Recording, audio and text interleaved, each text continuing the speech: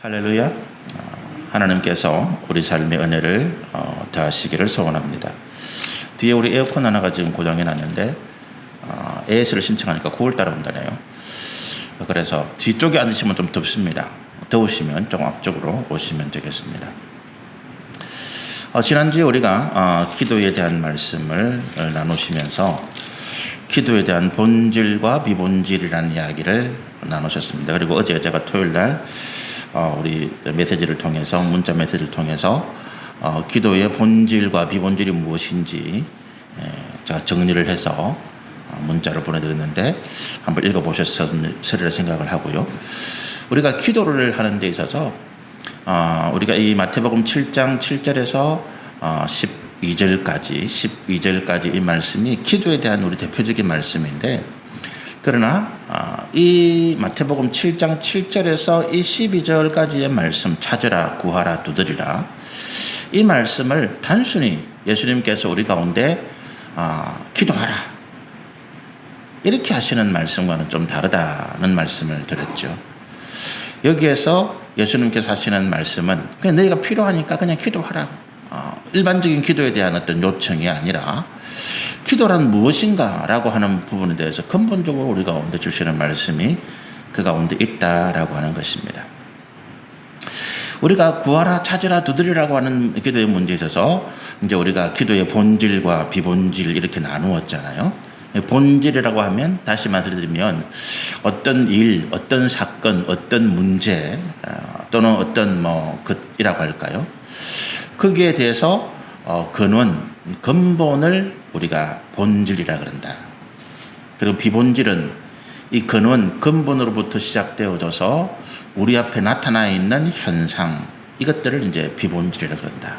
근데 우리가 근본인 이 본질은 이게 감춰져 있고 우리 눈에 잘 드러나 있지 않기 때문에 사람들이 본질적인 문제는 간과하고, 비본질적인 우리 눈앞에 드러나 있는, 우리가 보고 느끼고 우리가 알 수 있는 이 비본질적인 현상에 우리가 집착하다 보니까, 매달리다 보니까 우리가 문제를 해결할 때 근원적인 문제는 해결하지 못하고 그냥 현상적인 나타나는 문제만 해결에 몰두하게 되고, 그래서 계속해서 우리가 어려움과 고통을 겪게 되는 이유다는 거죠. 예를 들면 우리 삶에 일어나는 여러 가지 고난의 문제가 있잖아요. 어려움의 문제가 있습니다.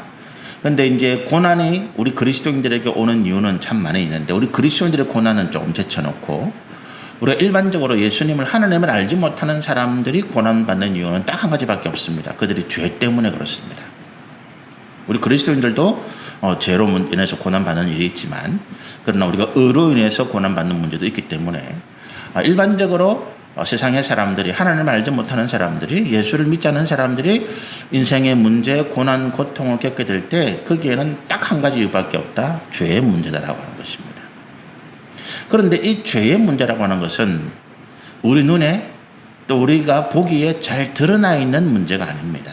감추어져 있고 숨겨져 있는 문제입니다.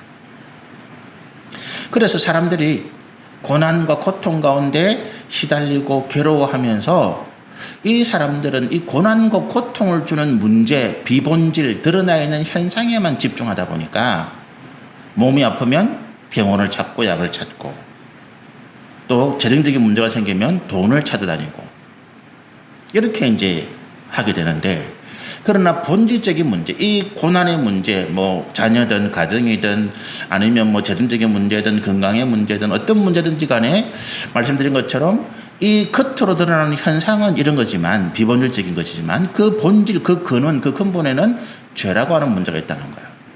그래서 이 죄라고 하는 본질적인 문제를 해결하지 아니하면 계속해서 오늘은 돈 문제, 내일은 건강 문제, 모레는 자녀 문제, 그 다음에는 어떤 사업의 문제, 계속 돌아가면서 반복적으로 고통을 겪을 수밖에 없는 상황이라는 거예요. 대부분의 사람들은 이제 죄의 문제, 본질의 문제를 보지 못하니까. 그래서 예수님께서 이 땅에 오신 이유가 뭐라고요? 이 우리 인생의 고통과 고난의 본질적인 문제, 드러나 있고 밝혀져 있지는 않지만 감춰져 있고 숨겨져 있는 이 본질적인 죄의 문제, 근원의 문제를 해결하시기 위해서 십자가에서 돌아가신 거죠. 예수님이 십자가에 돌아가신 거하고 내 재정적인 문제는 상관이 없어요. 겉으로 보기에는. 그렇잖아요. 예수님이 십자가에 돌아가신 거하고 내 가정의 문제는 아무 상관이 없는 것 같아. 겉으로 보기에는. 그러나 우리가 예수를 믿고 하나님의 백성, 주님의 자녀가 되었을 때에 예수님의 십자가에 돌아가신 그 구속의 은혜로 인해서 내 죄의 문제, 본질적인 문제, 내 인생에 근본적으로 고통과 고난을 반복적으로 가져올 수밖에 없는 이 근원적이고 본질적인 문제가 해결되어진다는 거야. 그 다음에 내가 평안을 누리고 그 다음에 내가 복과 은혜를 누리게 되는 그 과정, 또 그와 같은 순서에 들어가게 되는 거죠. 그래서 우리가 예수를 믿는 것, 하나님의 은혜로 예수를 믿고 우리가 하나님의 백성, 주님의 자녀가 된 것이 복 중의 복이다. 가장 큰 최고의 복이다라고 이야기합니다. 그러나 그 본질과 비본질적인 문제를 깨닫지 못하는 사람들은 뭐 예수 믿는 게 뭐고 뭔데 뭐 그게 내 인생의 문제가 뭔 상관이 있는데 이렇게 이야기를 할 수밖에 없는 거죠. 그게 이제 본질과 비본질의 문제입니다. 기도에서도 똑같은 문제가 있다고 그랬잖아요. 그죠? 우리가 기도를 많이 하는데 지친다는 거예요. 목사인 저도 어떤 때는 기도하다가 내가 뭐 이거 기도해서 뭐 할까? 이런 생각이 간혹 들기도 합니다. 때로는 기도하다가 지칠 때도 있어요. 의무감으로 기도할 때도 있습니다. 기도가 아니잖아요. 저는 기도와 또 하나님의 말씀 가운데 전문적으로 특화된 사람인데 그걸 하기 위해서 제가 하나님께 사명을 받은 사람인데 그 기도하는 것이 부담스럽고 기도하는 것이 때로 힘들다. 이 문제가 심각한 거죠. 우리 성도도 마찬가지 아닙니까? 대부분 기도 생활을 오래 하지 못합니다. 지속하지 못합니다. 힘든 거죠. 이유는 뭘까요? 기도의 본질적인 문제보다도 기도의 비본질적인 문제에 매달렸기 때문에 그렇다. 기도의 비본질적인 문제가 뭐냐? 의무감으로 기도하는 거. 내가 목사인데 우리 성도들보다 더 많이 기도해야지. 내가 기도의 본을 보여야지. 내가 기도해 우리 성도들 따라서 기도하지. 이런 의무감. 또 우리 성도들이 기도에 지치는 이유가 뭡니까? 내가 기도했는데 응답이 없다는 거지. 내가 원하는 어떤 그런 결과가 일어나지 않는다는 거예요. 그러니까 지치는 것입니다. 그래서 기도를 하다가 중간에 포기하기도 하고 기도해봐야 쓸데없다. 그리고 또 내가 급하니까 나는 지금 하나님께 기도해서 내 급한 문제를 해결받아야 되는데 그런 응답이 없으니까 기도하지 않고 그 문제를 해결할 수 있는 다른 방법을 찾아가게 되는 것입니다. 이런 이유가 왜 생기느냐? 이런 일들이 왜 생기느냐? 우리가 기도의 비본질의 문제를 붙잡고 있기 때문이다. 기도의 본질적인 문제를 붙잡고 있으면 응답이 있든 없든 내 의무감이 아니라 정말로 내가 단 1분을 기도하더라도 나는 그 기도에 집중하고 그 기도 생활을 통해서 내 영적인 유익, 내 믿음의 성숙이 또 이 땅에서 하나님의 뜻을 이루어가는 내 믿음의 능력이 크게 나타나고 또 그렇게 성장하게 될 것은 틀림없다는 거예요. 기도하지 않으면 우리의 신앙생활에 이 땅에서 믿음 생활에 절대로 승리할 수 없습니다. 그래서 말씀과 기도라고 하는 이 두 수레바퀴, 이 두 날개라고 할 수 있는 이것이 우리 가운데 균형을 찾아야 되는데 우리가 기도 없이 우리 이 땅에서 하나님의 은혜를 받을 수 없고 예수님의 말씀처럼 기도하지 않으면 기도가 없으면 절대로 하나님의 그런 능력과 역사가 우리가 나타나지도 않습니다. 그런 어떤 문제가 우리 오늘 이 찾으라 구하라 두드리라는 말씀 가운데 있다라고 하는 것입니다. 있다. 자, 그래서 그럼 기도의 본질이 뭐냐라고 이야기할 때 제가 세 가지 질문이 필요하다 그랬잖아요. 세 가지 질문을 통해서 우리가 기도의 본질을 찾아가야 된다. 그 기도의 세 가지 질문이 뭐였습니까? 왜 기도해야 하는가라고 하는 첫 번째 질문. 도대체 왜 기도해야 되는가? 기도에 응답이 없는데 왜 나는 계속 기도해야 되지? 내가 이렇게 기도 의무감에 내 의무감으로 기도하는 것보다 차라리 안 하는 게 안 낫나? 그게 정직한 거 아니야? 그런데도 불구하고 왜 나는 계속 기도해야 되나라는 거야. 내가 지치고 피곤하고 기도해봐야 응답도 없고 아무런 의미도 없는데 왜 하나님은 자꾸 나에게 기도하라고 하시는가라고 하는 거예요. 그 질문에 대해서 우리가 답을 찾을 수 있어야 이 기도의 본질에 다가갈 수 있다는 거죠. 두 번째 질문이 뭐라고요? 두 번째는 누구에게 기도해야 되는가? 이건 오히려 쉬운 질문일 수 있습니다. 하나님은 기도하는 거지. 그러나 도대체 우리가 하나님에게 기도해야 한다고 하는 의미는 뭔가라고 하는 거예요. 단순히 내가 하나님을 부르고 하나님을 찾고 교회에서 하나님께 기도한다고 해서 그것이 하나님께 기도하는 것이냐? 아니라고 하는 것입니다. 이 문제에 대한 답을 찾아야 된다는 거죠. 세 번째는 내가 무엇을 기도해야 하는가 하는 것입니다. 이것도 간단하잖아요. 어떻게 생각하면 목사님 그거는 뭐 내가 필요한 거 지금 기도하는 거 아닙니까? 맞는 답이기도 한데 근본적으로 틀렸다라고 하죠.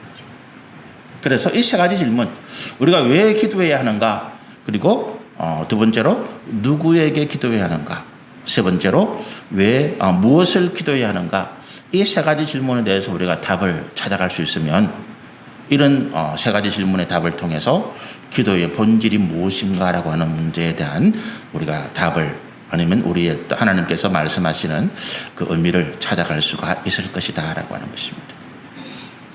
왜 기도해야 되는가 문제가 9절 10절이에요. 한번 읽어보실까요? 9절입니다. 너희 중에 누가 아들이 떡을 달라 하는데 돌을 주며 생선을 달라 하는데 뱀을 줄 사람이 있겠느냐. 어떤 사람에게 문제가 생겼습니다. 그죠? 어떤 문제입니까? 필요한데, 자기에게 반드시 필요하고 또 긴급하게 필요한데 자기에게는 그것이 없더라라는 것입니다. 그래서 그것을 찾아서 자기에게 필요하고 자기에게 긴급하게 필요한 어떤 것을 찾아서 여기저기를 막 다니는 것입니다. 이게 기도죠. 기도입니다. 우리가 기독교에만 기도가 있는 것이 아니고 다른 종교에도 기도가 있습니다. 다른 종교에도 기도가 많잖아요. 다른 종교에도 기도를 굉장히 중요하게 합니다. 우리보다 어떻게 생각하면 다른 종교에서는 기도를 더 신실하게 해요. 이슬람교 그 사람들은 하루에 5번씩 꼭꼭 메카라고 하는 그 자기들이 말하는 그 성지, 사우디아라비아 메카에 있는 그 신전을 향해서 전 세계 이슬람 사람들이 하루에 꼭꼭 5번씩 엎드려서 기도합니다. 해 뜰 시간 6시, 9시, 12시, 오후 3시, 해 지는 시각 6시. 하루에 꼭꼭 5번씩 기도합니다. 불교에도 기도가 굉장히 중요하죠. 여러분 3000배, 1000배 이런 이야기 들어보셨습니까? 그 1000배가 뭡니까? 그 기도예요. 100일 기도 이런 이야기가 어디서 나왔겠습니까? 그게 다 불교에서 나온 이야기예요. 우리 기독교에는 100일 기도 이런 이야기가 없어요. 근데 100일 기도, 무슨 기도, 이게 어디서 나온 이야기인가 하면 다 불교에서 나오는 이야기입니다. 불교가 굉장히 기도를 중시하는,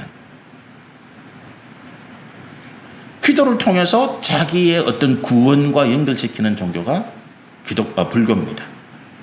크게 반해서 어떻게 생각하면 우리 기도는, 기독교의 기도라고 하는 것은 굉장히 어떤 이슬람이나 불교에 비해서 어떤 양이나 또는 우리가 생각하는 어떤 그런 문제에 있어서 좀 약하다. 여러분 그렇게 생각 안 하십니까? 저는 그렇게 생각해요.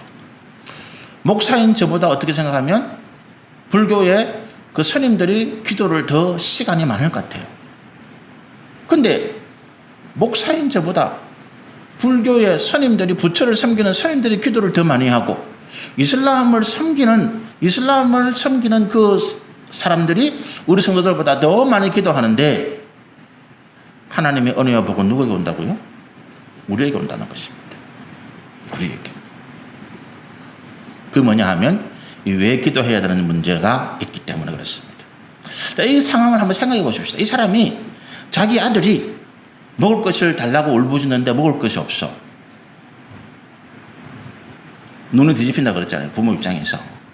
또 누가복음에는 똑같은 이 말씀을 가지고 뭐라고 표현했는가 하면 한밤중에 멀리서 아주 친한 친구가 찾아왔는데 대접할 게 없어. 그래서 여기저기 이웃의 문을 막 두드린다는 거예요. 여기저기 이웃의 문을 막 두드린다는 거죠. 여러분 이 사람은 지금 구하는 게 뭡니까? 떡입니다. 떡이에요. 이 떡의 문제가 지금 내 문제, 내 고통입니다. 그죠? 다른 거로 바꾸면 현재 내가 겪고 있는 내 문제, 내 삶의 어떤 고통, 어려움. 여러분이 지금 무슨 문제가 있습니까? 저도 제가 문제가 있어요. 목사인 우리 가정에 문제가 없겠습니까? 있습니다. 똑같아요. 자녀의 문제, 금전의 문제, 건강의 문제, 뭐 이웃과의 문제, 여러 가지 문제들이 우리 가정에 제기됐지요. 그런 문제들을 우리가 지금 발생해서 그 문제를 해결하기 위해서 기도한다라고 하는 것입니다. 기도한다라고 하는 것입니다. 이 문제를 해결하기 위해서 내가 지금 찾고 두드리고 기도하라. 하나님께서 말씀하시 똑같습니다. 우리에게 지금 문제가 있다는 거예요. 자, 지금 너에게 문제가 있다는 거지. 그래서 네 문제를 해결하기 위해서 지금 기도하라라고 이렇게 말씀하시는 것입니다. 자, 그런데 문제의 어떤 이 기도의 본질이 문제를 해결하는 것인가? 다르다 그랬잖아요. 말씀드린 것처럼 자녀에게 필요한 것이 떡뿐이겠습니까? 또 떡 한 덩이를 구해서 줬습니다. 그러면 내일은 또 어떻게 해요? 내일 또 우리 집에 떡이 없는데 이 자녀에게 또 먹여야 되잖아요. 친구가 한 번만 찾아옵니까? 다른 말로 하면 내 인생의 문제가 지금 내가 겪고 있는 이 문제를 해결하면 나는 더 이상 내 인생의 문제가 없습니까? 아니지요. 우리가 지금까지 살아오면서 수많은 문제와 문제를 넘어왔습니다. 때로 그 문제에 넘어져서 고통하고 오랜 시간 고민하고 오랜 시간 울부짖기도 하고 우리는 문제 속에 살아가는 인생입니다. 우리 인생은 다른 말로 하면 문제 속에 살아가고 있다. 고난 속에 살아가는 그 자체가 인생이라는 거예요. 문제 없는 인생은 없습니다. 그 문제를 해결하는 인생, 아니면 그 문제 속에 묻혀서 문제와 함께 무너지고 절망하고 멸망하는 인생. 두 가지죠. 멀쩡한 사람이 어느 날 갑자기 자기 자식을 데리고 자살합니다. 이유가 뭡니까? 자기 문제를 해결하지 못했기 때문에 그렇습니다. 그 문제에 묻혀서 그 문제에 매몰되어서 절망하고 고통하고 그래서 자기뿐만 아니라 자기의 자녀, 내가 죽으면 이 애들은 어떻게 불쌍히 아무도 돌볼 일 없는데 그래서 같이 족자가 되는 것입니다. 이 문제라는 것이 간단한 문제가 아니죠. 그러면 오늘 말씀에 있는 것처럼 오늘 내가 떡을 구했다. 내일은 어떻게? 모레는 어떻게?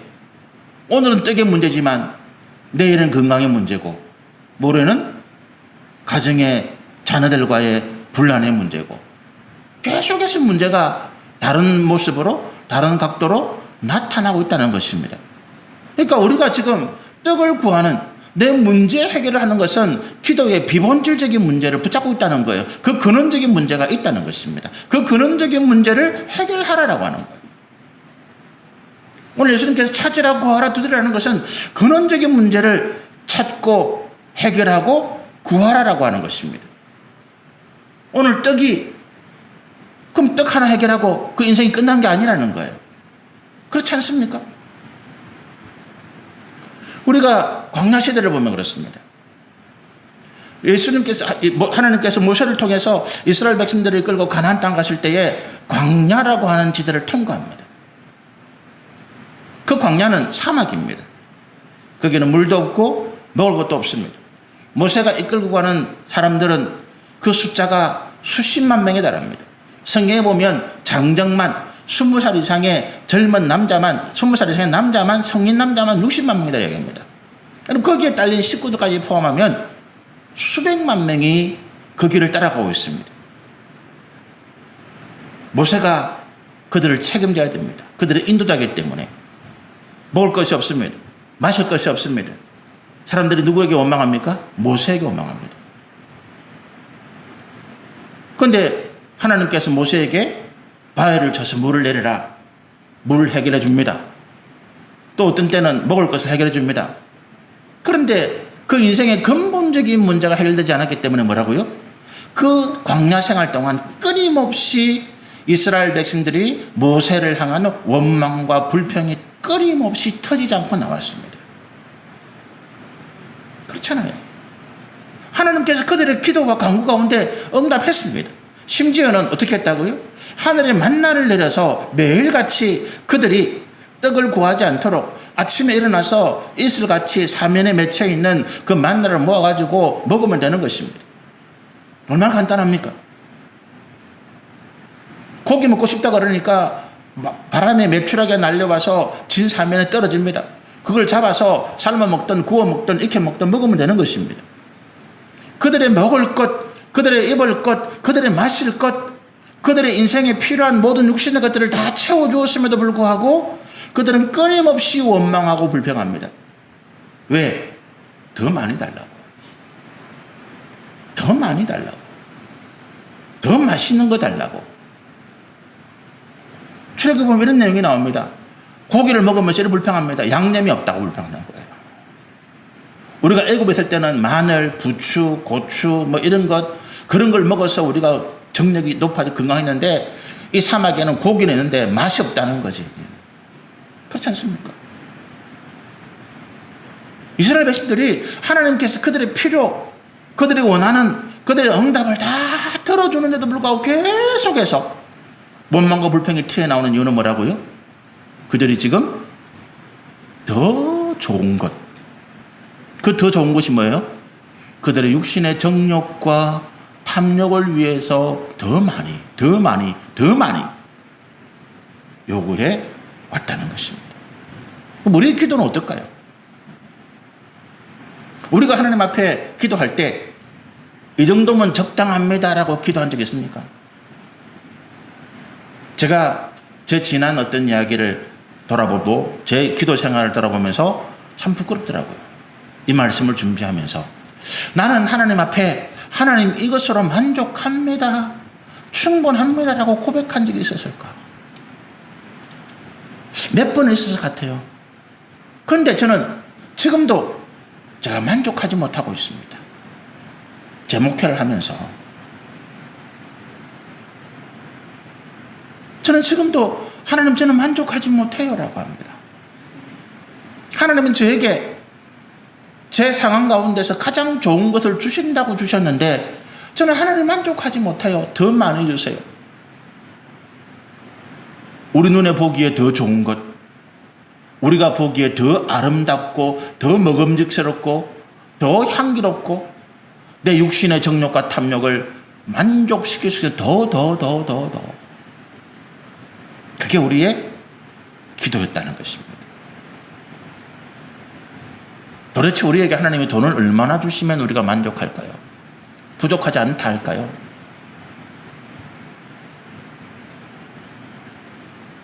우리가 하나님께 돈을 구하고 건강을 구하고 자녀의 문제를 구하고 우리가 이 땅에서 어떤 것들을 구하는 그것이 기도의 본질이 아니었다라고 하는 것입니다. 그것이 우리를 만족해 하지 못했다라고 하는 것입니다. 광야 얘기를 말씀드렸잖아요. 모세가 출애굽하여서 그 성인만, 남자 성인만 60만 명이 출발한 그 사람들 가운데 숫자로 치면 59만 9,998명은 그들의 원망과 불평 가운데 멸망했지만 딱 두 사람만이 가나안 땅에 그 원망과 불평을 버리고 그가 하나님의 은혜 가운데 가나안 땅으로 들어간 사람이 있었습니다. 그 사람이 여호수아와 갈렙입니다. 그들은 불평한 게 없었을까요? 그들이 광야 40년 동안 지나면서 그들은 불편한 게 없었을까요? 그들은 부족한 게 없었겠습니까?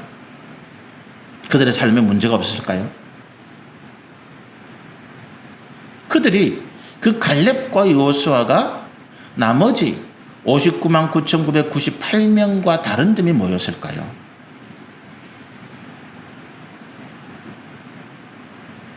뭐였겠습니까? 하나님께서 애굽에서 그들을 이끌어내셨기 때문에 그들이 목적하는 하나님께서 젖과 꿀이 흐르는 땅이라고 하는 그 가나안 땅, 그 목적지까지 그들을 반드시 이끌어 가실 것이다. 우리가 먹을 것이 없어서 고통하고 목이 말라 애가 타더라도 하나님은 반드시 우리를 구원하시고 그 은혜의 자리까지 이끌어 가실 것이다. 지금 우리가 부족한 것, 지금 내게 걱정되고 염려되는 이것이 아니라 우리는 뭐를 바라본다고요? 하나님께서 우리 인생에 주시는 그 믿음의 목적, 그 하나님의 나라와 그 의를 바라본다라고 하는. 갈렙과 여호수아는 가나안 땅을 바라보고 있는 거죠. 그들은 광야를 살아갑니다. 먹을 것이 부족하고 맛도 없고 뜨겁고 춥고 목마르고 입안에 모래가 버석버석거리고. 여러분 모래 그 사막에서 살아본 경험이 있으십니까? 저는 없는데 모래밭에 우리가 해수욕장에 가서 모래 이렇게 모래에서 놀고 나면 온 몸에 머리고 뭐고 머리가 버석버석거리고. 제가 어릴 때 우리 가족들 부모님과 함께 우리가 이제 자주 갔던 데는 다대포 해수욕장, 송도 해수욕장 이런 데예요. 옛날에는 해운대까지 부산에 살면서 해운대는 너무 머니까 해운대는 가려고 마음먹으면 옛날에는 뭐 차가 없잖아요. 뭐 버스 타고 버스를 두세 번 갈아타고 3시간 가야 해운대야. 근데 저희들이 살던 데가 이제 영도니까 영도에서 송도 해수욕장은 제일 가깝고 그 다음에 좀 버스를 한 2번 갈아타면 다대포 해수욕장 갈 수 있거든요. 근데 어릴 때 이제 해수욕장 가면 뭘 가지고 갑니까? 수박까지 가잖아요. 옥수수 삶아가고 수박까지 가고 그게 간식이야. 근데 모래밭에 그냥 뒹굴다 보면 수박에 모래가 막 묻어. 옥수수에 막 모래가 범벅이 돼 있어. 그걸 털고 먹어도 옥수수 한 입 먹고 수박 한 입 먹으면 입안에 모래가 서걱서걱 씹혀요. 단순히 해수욕장이 그런데 사막의 그 모래바람 속에서 살아간다? 얼마나 힘들었겠습니까? 온 몸 안에 옷 안에 전신에 모래. 근데 그런 상황 가운데서 하나님 이 모래 좀 없게 해주세요. 내 삶의 평안, 이게 너무 고통스러워요. 59만 9,998명이 그렇게 이야기할 때 그 상황 가운데 매몰되어 있을 때, 그래서 그 상황을 해결하기 위해서 비본질적인 것을 계속 구할 때 이 갈렙과 여호수아는 뭘 바라봤다고요? 본질적인. 그들이 왜 애굽을 나왔으며 그들이 왜 이 고통스러운 광야길을 지나가야 되는가? 그 목적지에 그 끝에 가나안에 있다는 거예요. 하나님의 약속에 성취가 있다는 것입니다. 그러므로 우리가 뭘 구해요? 돈을 구할 것이 아니고, 나는 건강을 구할 것이 아니고, 나는 사업의 번성이나 나는 내 자녀의 어떤 세상의 성공을 구할 것이 아니라 우리가 구할 것은 무엇입니까? 믿음이죠. 믿음을 구하라는 거야. 없어. 필요해. 그러나 하나님이 주실 것이라는 거예요. 우리가 기도에 이 앞에 7장 마지막에 뭐가 있었습니까? 6장 33절.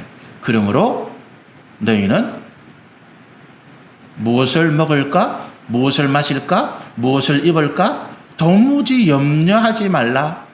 광야생활 같은 이 시간 가운데서 우리가 살아갑니다. 문제의 고통, 문제의 바다 가운데 인생이 살아갑니다. 먹을 거 필요하고, 마실 거 필요하고, 입을 거 필요하고, 내 건강의 문제, 자녀의 문제, 문제가 너무 많습니다. 그걸 일일이 구하라는 게 아니에요. 그거는 비본질이라는 거예요. 그건 하나님께서 내게 필요한 걸 아시기 때문에 적기에 주신다는 거예요. 뭘 구하라? 너희는 먼저 그의 나라와 그의 의를 구하라.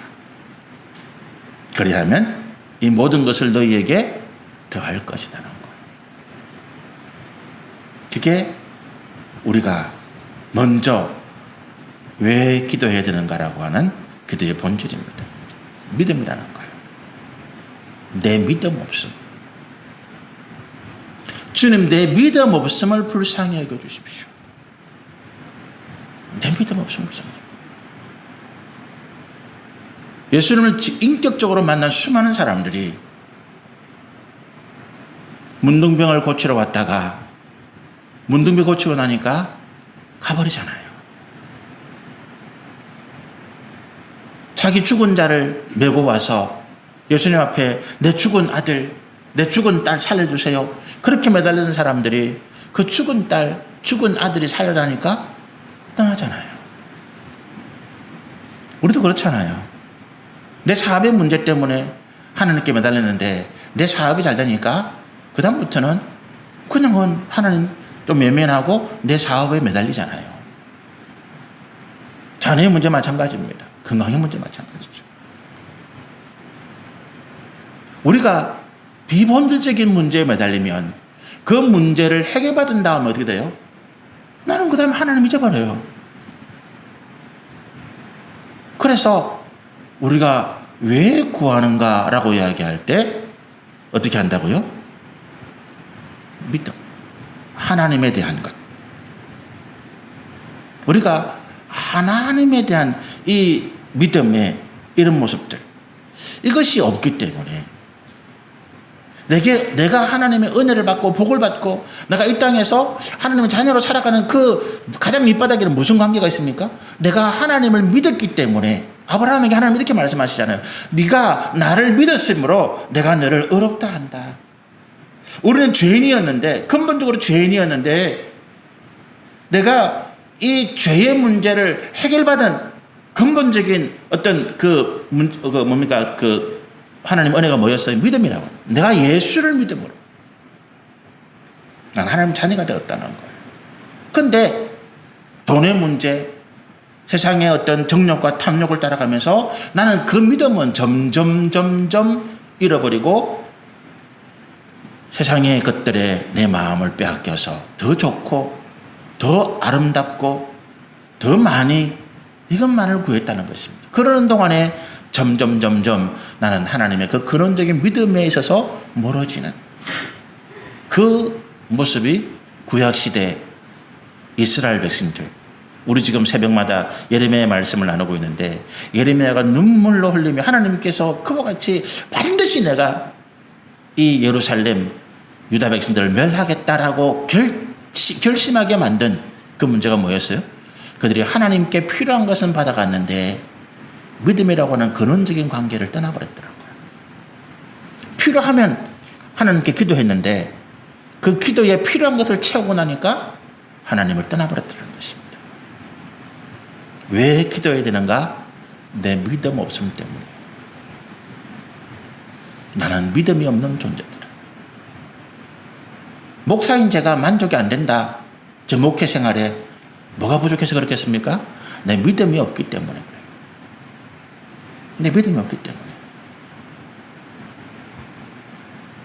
예수님의 열두 제자들이 예수님이 잠시 자리를 비운 사이에 귀신 들린 딸아이의 문제를 가지고 온 한 사람과의 다툼이 있었잖아요. 예수님이 돌아와서 제자들하고 그 사람이 막 다투는데 왜 그러냐니까 그 사람이 호소를 합니다. 내 딸이 귀신에 들려가지고 여기저기 막 이렇게 고통받는데 내가 예수님 제자들에게 데려왔는데 이 사람들이 귀신을 쫓아내지 못합니다. 제자들이 이야기합니다. 우리가 예수님 이름으로 귀신 한 물러가라 했는데 안 돼요, 예수님. 그때 예수님 대답이 뭐였습니까? 제자들에게 이 믿음이 없는 자들아 그랬다. 믿음이 적은 자들이라 그랬습니다.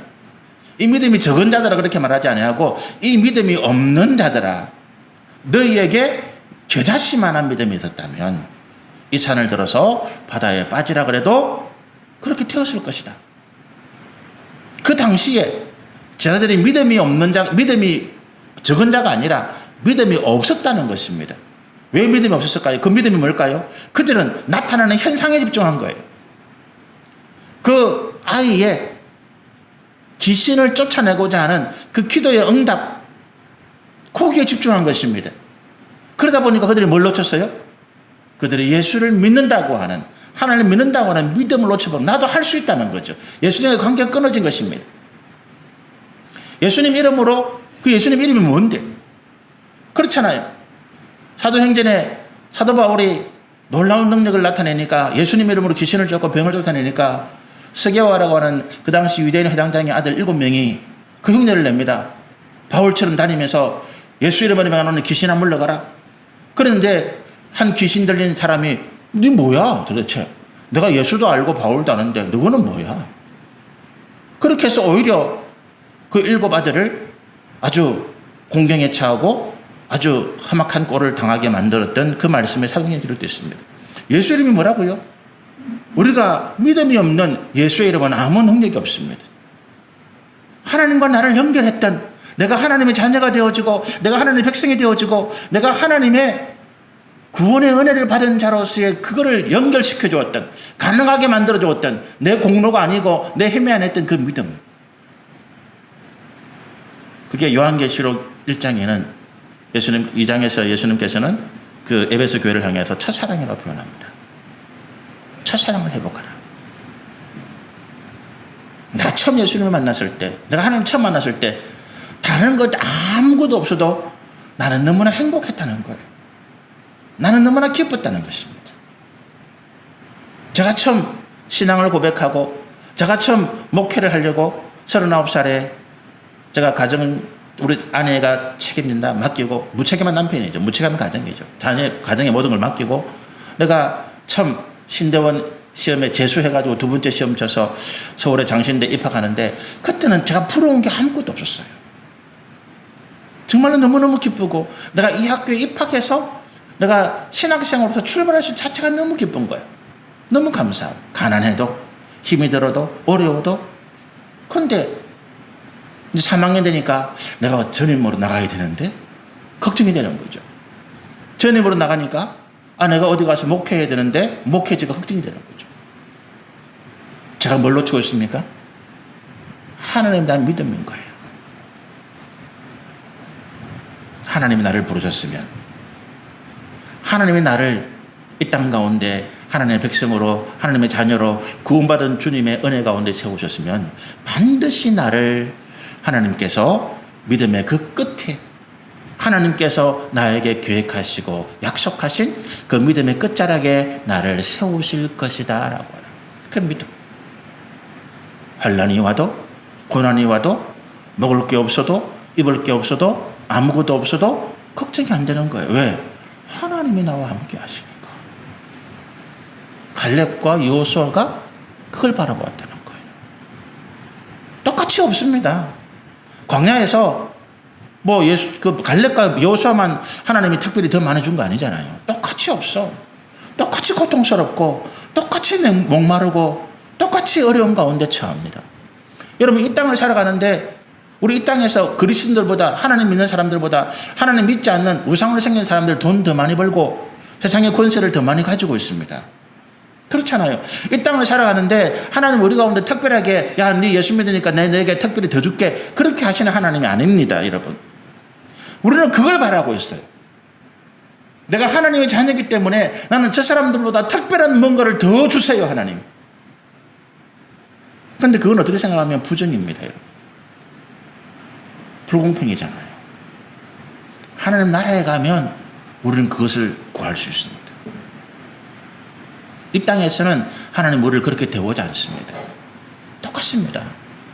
60만 명이 가나안 땅을 향해서 광야 40년을 고통받는데 갈렙과 여호수아도 똑같이 고통받았습니다. 그런데 그들이 왜 견뎠습니까? 하나님을 신뢰하는 그 믿음을 놓치지 않았다는 거예요. 믿음을 더욱더 달라고 기도한 것입니다. 힘들고 어려울 때 하나님 나에게 믿음 주세요. 돈이 없을 때 하나님 나에게 돈 주세요가 아니고 하나님 나에게 믿음 주세요라고 하는. 내 몸이 아플 때 하나님 내 몸에 병든 것을 고치주세요가 아니라 나는 하나님 믿음 주세요라고 하는 이 믿음 안에서, 그걸 깨달은 사람이 바울이잖아요. 그래서 그가 이렇게 얘기합니다. 나는 예수 그리스도 안에서 모든 것을 할 수 있다. 믿음 안에서, 다른 말로 하면 나는 믿음 안에서 모든 것을 견디고, 모든 것을 이기고, 모든 것을 참고, 모든 것을 승리할 수 있다. 바울의 고백이 그렇습니다. 예수 안에서 나는 승리한다, 나는 잘된다, 성공한다가 아니라 나는 견디고, 참고, 인내하고 이길 수 있다. 믿음 안에서. 왜 기도해야 된다고요? 믿음을 구하기 위해서. 믿음 안에 서기 위해서. 떡이 아닙니다. 떡을 찾으려고 내가 기도하려고 하는 거 아니에요. 내가 지금 내 목회 문제, 내 가정의 문제, 내 사회 문제를 해결해집니다. 뭐 때 어디 안에 있으면? 믿음 안에 있을 때. 없어도 고통스럽지 않습니다. 잘 되어도 교만하지 않습니다. 믿음 안에 있습니다. 왜 기도해야 된다고요? 내가 지금 믿음이 없기 때문입니다. 떡이 없는 것이 아니라, 돈이 없는 것이 아니라, 건강이 없는 것이 아니라, 그것 때문에 고통스러운 것이 아니라 내 믿음이 없기 때문에 내가 이것을 이겨내지를 못합니다. 걱정방송에서 지지난주에 제가 기도할 때 한 어머니가 이런 기도에 제가 올렸습니다.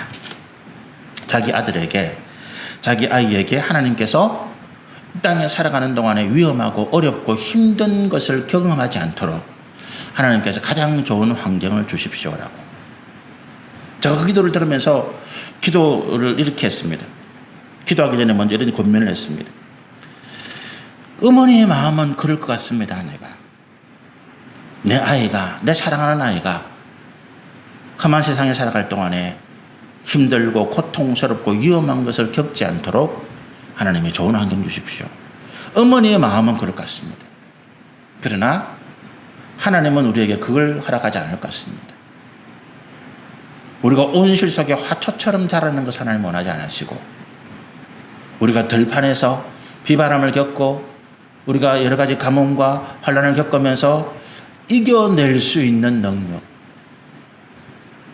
이 땅에 어디에서든지 위험하든 힘들든 고통스럽든 어떤 곳 어떤 상황에서든지 이겨낼 수 있는 믿음의 능력을 가진 아들이 되게 해달라고 기도하면 좋겠습니다.